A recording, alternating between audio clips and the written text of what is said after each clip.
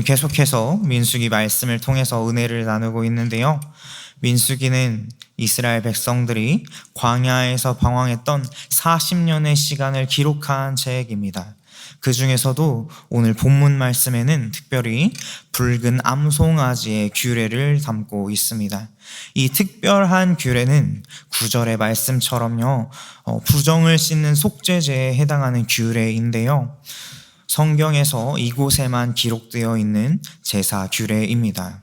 그렇다면 이 붉은 암송아지의 규례가 우리에게 어떤 의미를 전해주고 있는지 함께 말씀을 통해서 살펴보도록 하겠습니다. 여호와께서는 모세와 아론에게 법의 율례를 명령하십니다. 먼저 이스라엘 자손에게 말하여서 흠없이 온전하고 명예를 메어본 적이 없는 붉은 암송아지를 끌고 오게 한 다음에 진영 밖으로 끌고 나가서 제사장 엘르아살이 보는 앞에서 죽이라고 하십니다. 이때 사용되는 암송아지를 붉은색으로 제한했던 것은 붉은색이 생명을 상징했기 때문입니다.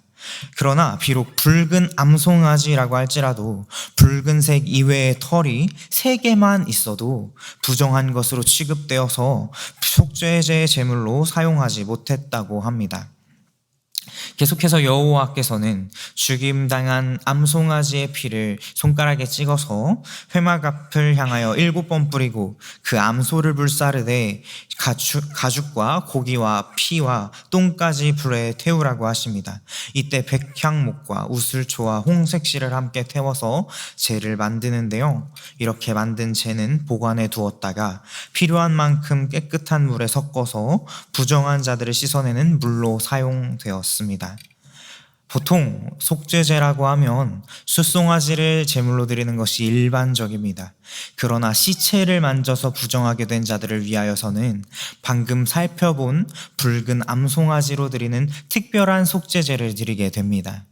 그렇다면 하나님께서는 왜 이런 특별한 속죄제 규례를 이스라엘 자손에게 주신 것일까요?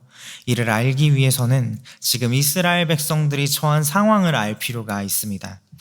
민수기 14장에서 이스라엘 백성들은 가나안 땅을 정탐하러 올라갔다가 아낙 자손의 강대함을 보고 두려움에 휩싸여 애굽으로 돌아가고자 했습니다. 이 일로 인해서 출애굽 1세대들은 40년간의 광야를 방황하다가 모두 죽게 되는 벌을 받게 됩니다. 또한 민수기 16장에서는 고라와 다단과 아비람의 반역 사건과 그 처벌에 대한 백성들의 원망으로 인해서 14,000명이나 되는 사람들이 죽어버렸습니다. 이 때문에 이스라엘 백성들은 자연스럽게 시체에 접촉하는 일들이 자꾸만 늘어나게 되었습니다. 정결법에 따르면 시체는 만지지도 말고 보지도 말아야 할 부정의 원인인데 진영이 시체로 넘쳐나게 된 것입니다. 이렇게 시체로 인해 부정하게 된 사람들을 위해서 속죄제를 드리기 위해서는 수많은 가축을 죽여야 했습니다. 또한 이렇게 나아가다가는 이스라엘 백성 전체가 부정하게 될 염려가 있었습니다. 그래서 하나님께서는 부정을 깨끗하게 씻을 수 있는 정결 예법을 제정하셔서 백성들이 언제나 거룩하고 정결한 삶을 살 수 있도록 하신 것입니다. 하나님께서는 엄청난 수의 가축들이 죽어서 흘릴 피보다 이 붉은 암송아지 한 마리가 흘리는 피와 그 암송아지가 남긴 죄가 더 큰 정결의 효력을 발휘해서 온 진영의 부정을 정결하게 하셨습니다. 그리고 이 붉은 암송아지를 태우고 남은 죄는 이때만 아니라 잘 보관해서 언제든지 이스라엘 백성들의 부정을 정결하게 하는 속죄 용도로 사용하게 하십니다. 이 붉은 암송아지의 속죄제를 통한 정결 예식은 오늘 우리의 삶 속에도 큰 의미가 있습니다. 이 정결 예식은 우리를 죄와 사망의 부정으로부터 정결하게 하신 그리스도의 희생과 사역을 예표합니다. 흠없고 아직 멍에를 매지 아니한 붉은 암송아지는 죄 없으신 그리스도의 순결함과 그분의 대속하신 희생을 예표하는 것입니다. 특별히 암송아지를 진 밖에서 잡는 것은 예수께서 성문 밖으로 끌려나가 희생당하게 되실 것을 예표하고 있습니다. 또한 암송아지를 불태울 때 함께 불사르는 백향목과 우슬초와 홍색실은 각각 영생과 정결함과 그리스도의 보혈을 상징하고 있습니다. 그러므로 이 세 가지를 암송아지와 함께 불사르는 것은 장차 그리스도께서 이루실 완전한 정결과 영생을 나타낸다고 할 수 있습니다. 사랑하는 성도 여러분, 우리는 예수 그리스도의 대속의 은혜로 죄 사함을 얻었고 거룩하고 정결한 하나님 나라의 백성이 되었습니다. 히브리서 13장 12절에 이런 말씀이 있습니다. 그러므로 예수도 자기 피로써 백성을 거룩하게 하려고 성문 밖에서 고난을 받으셨느니라. 아멘. 예수께서 부정함을 정결하게 하는 암송아지가 되셔서 성문 밖에서 십자가에 달리셨습니다. 우리는 그의 피로 정결하게 되었습니다. 이제는 죄에서 자유함을 얻게 된 것입니다. 우리는 이러한 예수 그리스도의 은혜를 잊지 않는 자들이 되기를 소망합니다.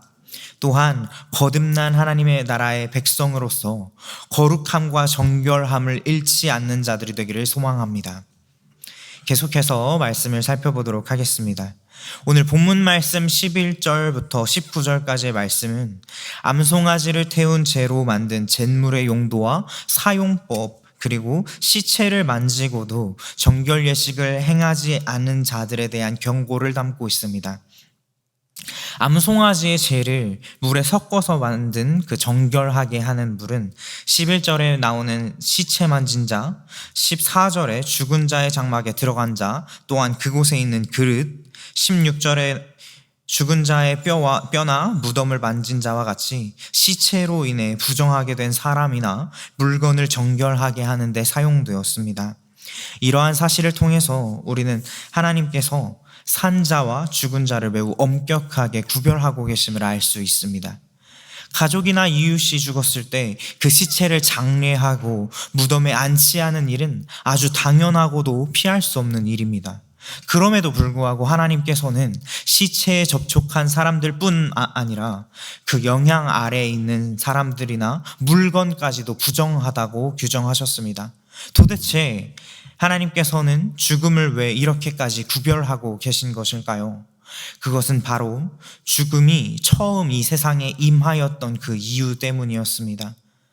그렇다면 죽음은 언제, 무슨 일로 인해서 우리들에게 전해지게 된 것일까요? 창세기 3장에 보시면 그 원인을 알 수 있습니다. 창세기 3장에는 선악과 사건으로 아담과 하와가 하나님의 말씀에 순종하지 않음으로 인해 하나님의 생명력이 끊어졌고 그들은 죽을 수밖에 없는 존재가 되어버렸습니다. 로마서 5장 12절에는 이 사건을 두고 이렇게 말하고 있습니다. 그러므로 한 사람으로 말미암아 죄가 세상에 들어오고 죄로 말미암아 사망이 들어왔나니 이와 같이 모든 사람이 죄를 지었으므로 사망이 모든 사람에게 이르렀느니라. 아멘. 또한 로마서 6장 23절에는 죄의 삭은 사망이라고 사도 바울은 전하고 있습니다. 한 사람으로 말미암아 죄가 세상에 들어오고 죄로 말미암아 사망이 들어왔다고 했으며 죄의 삭은 사망이라고 했습니다. 죽음은 바로 죄의 결과라는 것입니다. 하나님께서 산자와 죽은 자를 엄격하게 구별하셨던 것은 바로 이러한 이유 때문이었습니다. 시체가 부정한 것으로 여겨졌던 이유는 그 죽음이 죄로부터 온 것이기 때문입니다. 하나님께서는 그의 언약 백성 이스라엘이 거룩하기를 원하셨습니다. 그러므로 이스라엘 백성들은 그들의 거룩함을 지키기 위해 죽음과는 구별된 삶을 살아야 했던 것입니다. 그러나 앞서 말씀드린 것처럼 같이 사람이 살아가면서 절대로 죽음과 가까이 하지 않을 수는 없었습니다. 가까운 사람의 장례가 있을 수 있고 혹은 지금 이스라엘 백성이 처한 상황과 같이 진영 안에 죽은 자가 많이 생기게 되는 그러한 일이 일어나기도 합니다. 그리고 그 어떠한 사람도 죽음을 피할 수는 없습니다. 그 누구도 죽음과 멀어질 수 없는 이러한 상황 가운데 암송아지 속죄 규례는 시체로 인한 부정을 정결하게 하는 아주 특별한 제사였습니다.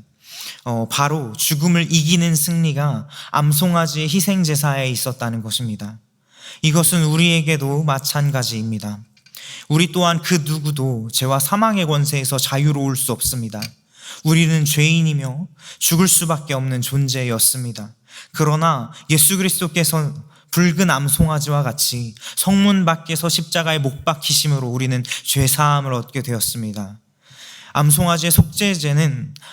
암송아지의 죄가 다 떨어지면 다시 암송아지를 죽여 불사르고 죄를 만들어야 했지만 예수 그리스도께서는 단 한 번의 죽으심으로 모든 죄와 사망의 권세를 이기셨습니다.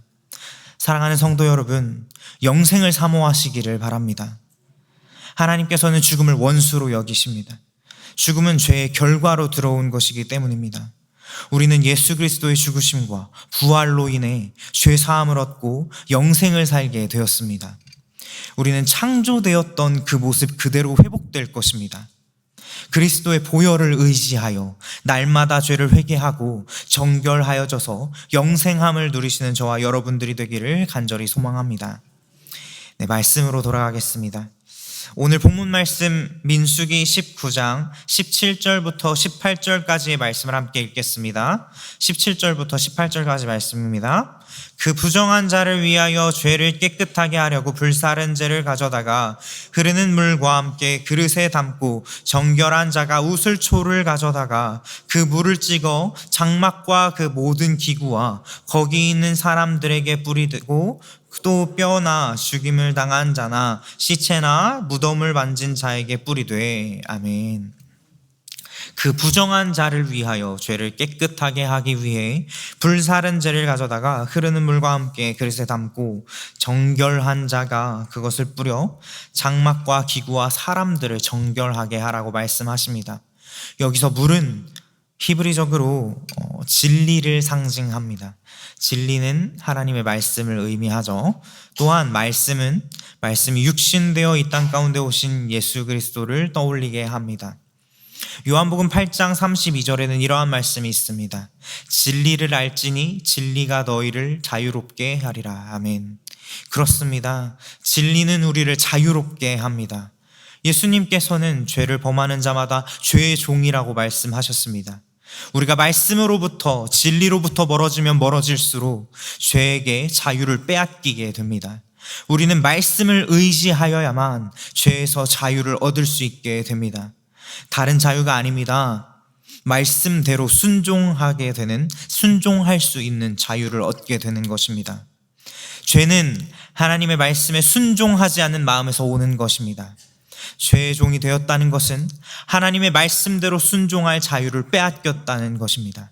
그러나 참된 진리가 되시는 예수님께서 이 문제를 해결하셨습니다. 우리는 이제 하나님의 말씀에 순종할 수 있는 자유를 얻게 되었습니다. 여러분, 순종은 자유를 얻은 자만이 할 수 있는 것입니다. 우리가 하나님 나라의 백성으로서 우리의 자유의지를 사용하여 기꺼이 하나님의 말씀에 순종하는 자들이 되기를 소망합니다. 마지막으로 하나님께서는 이 붉은 암송아지의 규례가 이스라엘 백성들이 지켜야 할 영원한 규례임을 다시 한번 말씀하고 계십니다. 민수기 19장 20절부터 22절까지의 말씀을 함께 읽겠습니다. 20절부터 22절까지 말씀입니다. 사람이 부정하고도 자신을 정결하게 하지 아니하면 여호와의 성소를 더럽힘이니 그러므로 회중 가운데 끊어질 것이라. 그는 정결하게 하는 물로 뿌림을 받지 아니하였은즉 부정하리라. 이는 그들의 영구한 율례니라. 정결하게 하는 물을 뿌린 자는 자기 옷을 빨 것이며 정결하게 하는 물을 만지는 자는 저녁까지 부정할 것이며 부정한 자가 만진 것은 무엇이든지 부정할 것이며 그것을 만지는 자도 저녁까지 부정하리라. 아멘. 하나님께서는 이 정결 규례를 영원히 지키도록 명령하십니다. 이 백성들이 죄를 멀리하고 거룩하고 정결한 삶을 살 수 있도록 하기 위한 것이었습니다. 이 정결 규례를 통해서 하나님께서는 이스라엘 백성들이 죄의 심각성을 깨닫고 죄와 구별된 삶을 살도록 그들을 이끌어 가시고자 하셨습니다. 사실 죄는 전염병과 같아서 아주 작은 부정에서부터 주의하지 않으면 순식간에 공동체 전체로 퍼져버리게 됩니다.